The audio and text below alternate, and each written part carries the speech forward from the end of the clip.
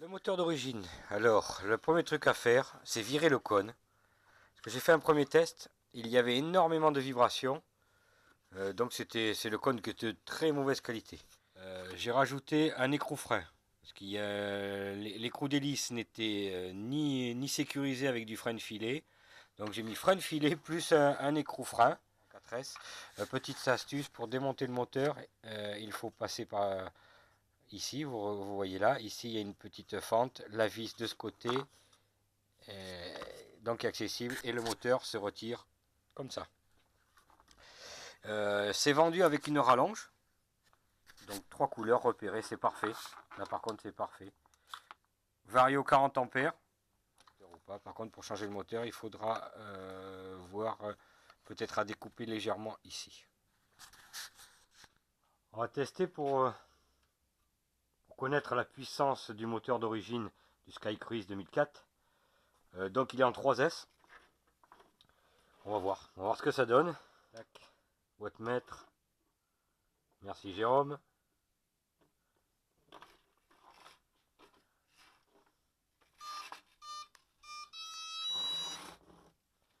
Alors.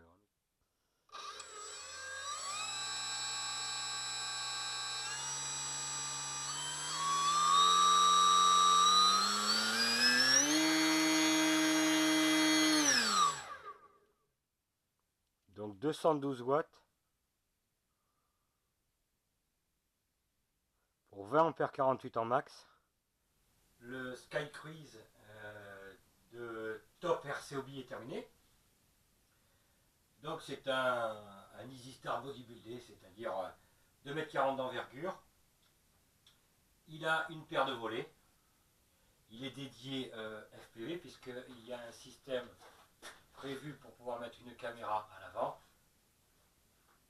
Et bien sûr, une énorme soute puisque on peut y rentrer quasiment la main jusqu'au moteur. Et à l'avant, il y a tout cet emplacement aussi où on peut charger. Il y a une platine bois ici qui permet de régler l'accu en avant ou en arrière pour équilibrer correctement cet avion. Seul gros défaut de cet avion, c'est que le moteur d'origine est prévu pour fonctionner en 3S, 212 watts pour on va dire 21 ampères avec une 8.6. Ça me paraissait assez poussif puisque tout terminé en version vol, c'est-à-dire sans FPV, c'est-à-dire comme ça, juste vol classique. Il est donné, je viens de le peser, il est à 2,7 kg. J'ai changé le moteur, donc à la fin de la vidéo il y aura toutes les caractéristiques. Et je suis passé avec, toujours en restant en 8.6 avec une APC. Je passe en 4S, donc l'accu c'est un 4000 4S. Le variateur c'est un 60 ampères. Et le moteur est donné pour 500 et quelques watts. Pareil, j'ai fait le test wattmètre, je mettrai ça à la fin de la vidéo. Les ailes sont démontables très facilement, comme un EasyStar. On clique et on a une espèce de goupille ici. Hop, vous voyez.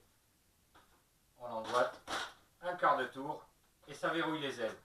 C'est assez simple à monter. Le seul problème de cet avion, c'est qu'il a fallu vraiment jouer sur l'ajustement. Il y a une clé d'aile de 1 mètre, une clé d'aile carrée. Et le problème, c'est que les ailes ont besoin d'être ajoutées puisqu'il y a des petits méplats plastiques qui étaient mal usinés, quoi. Il y avait des bavures, donc j'ai enlevé 2 bons dixièmes de chaque côté, donc ça a été très long puisque c'est à l'intérieur, bien sûr, pour pouvoir rentrer les ailes. Sinon, ça ne rentrait pas. Donc j'y ai passé un bon bout de temps. C'est à savoir, sur ce modèle, je ne sais pas si tous les modèles sont pareils, mais il y avait ce problème. Concernant le stab est démontable, donc je l'ai conservé démontable. Il y a juste 2 vis à défaire. On enlève la dérive, on peut sortir le stab. Petit défaut de cet avion aussi concernant le stab, c'est la charnière. Donc c'est des charnières préformées en EPP. La charnière du stab ne me paraît pas de bonne qualité, donc je vais automatiquement la changer pour faire mon premier vol avec 4 charnières PVC. Également, il faudra vérifier, si vous avez cet avion, donc toutes les connexions donc, sous les ailes. On va partir des ailes.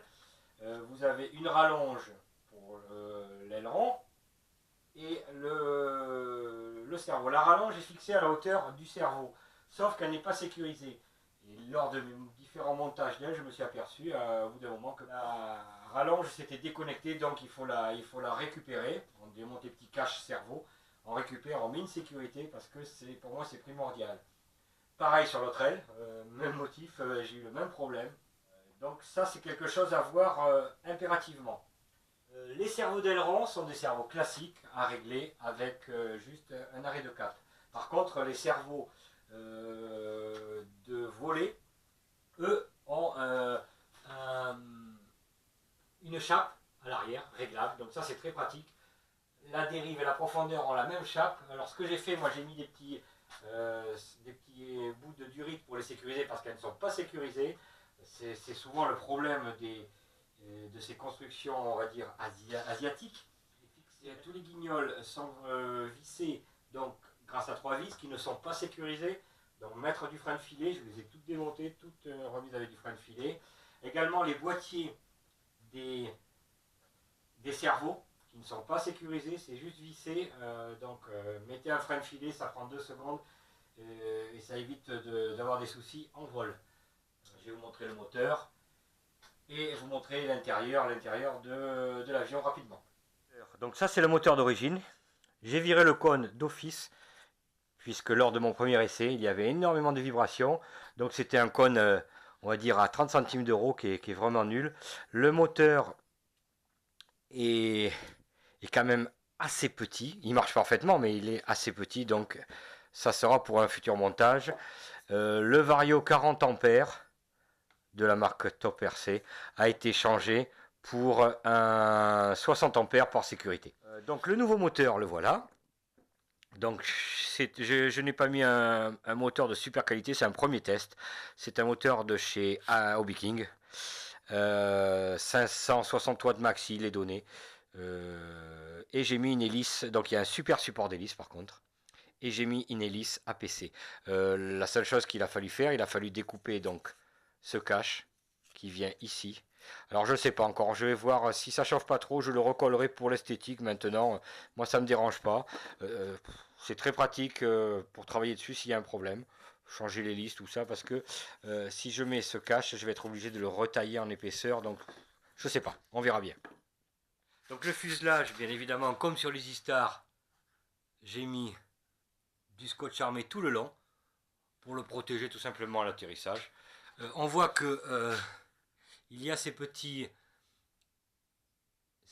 morceaux de bois qui sont là pour protéger les cerveaux et le bout des ailes lors des atterrissages.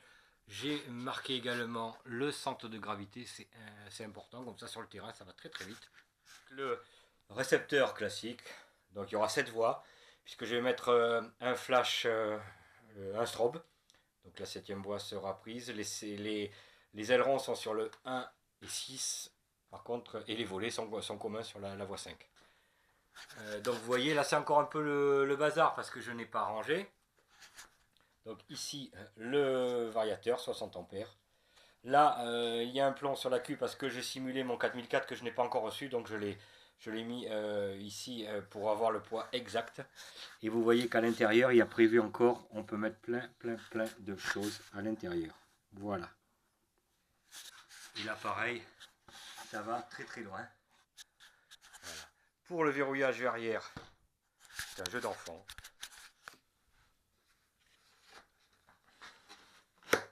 Voilà, verrouillé.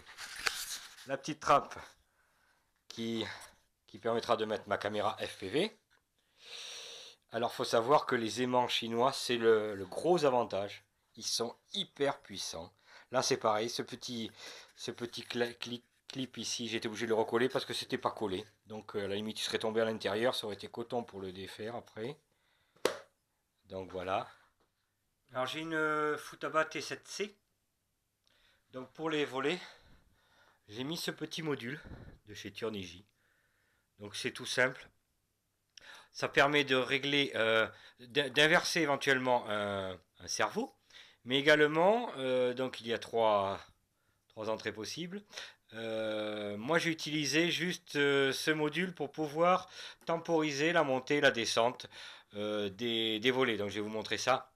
C'est tout simple, ça coûte pas très cher et comme ma radio n'a pas ce programme, ça y pallie, tout simplement. J'ai mis une sécurité au moteur. Je vais vous montrer. Donc c'est tout bête, mais ça évite que par mégarde le moteur se mette en marche.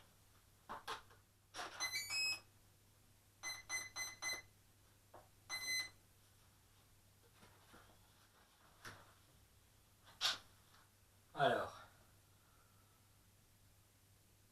on va commencer par la profondeur.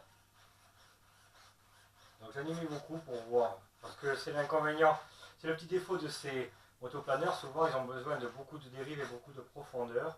Donc j'en ai mis beaucoup, mais avec pas mal d'expo. Donc j'ai mis pareil double débattement. Donc toutes mes commandes sont en double débattement.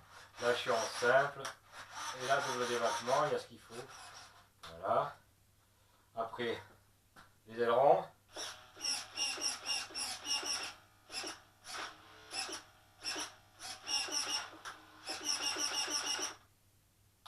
Un petit coup de moteur, donc la sécurité tout simple, normalement. Quand je mets l'interrupteur vers le haut, rien qui se passe. Si je mets l'interrupteur vers le bas, j'ai fait un mixage voix 3 sur voix 3. Donc il y a ce qu'il faut. Sur mon inter E2 position, j'ai mis les volets. Donc première position, voilà, comme on voit, deuxième position. Et il y a une tempo légère pour atténuer la descente. Donc il n'y a plus qu'à faire un test. Donc bien sûr le test se fera sur la piste du club aéromodélisme de Mayenne, dans le 53. Ça sera un vol uniquement avion. Je ferai la partie FPV sur une autre vidéo.